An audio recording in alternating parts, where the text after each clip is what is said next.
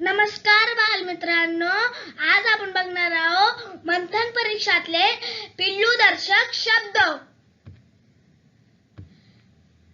गाईचे वासरू, म्हशीचे रेडकू,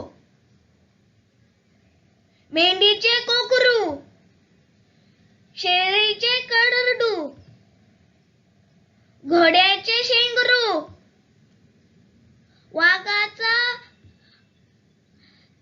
बछडा किंवा बच्चा, पक्ष्याचे पिल्लू, मांजराचे पिल्लू, कुत्र्याचे पिल्लू, गाढवाचे शेंगरू, सिंहाचा छावा, माणसाचे बाळ, हरिणाचे पाडस किंवा शावक.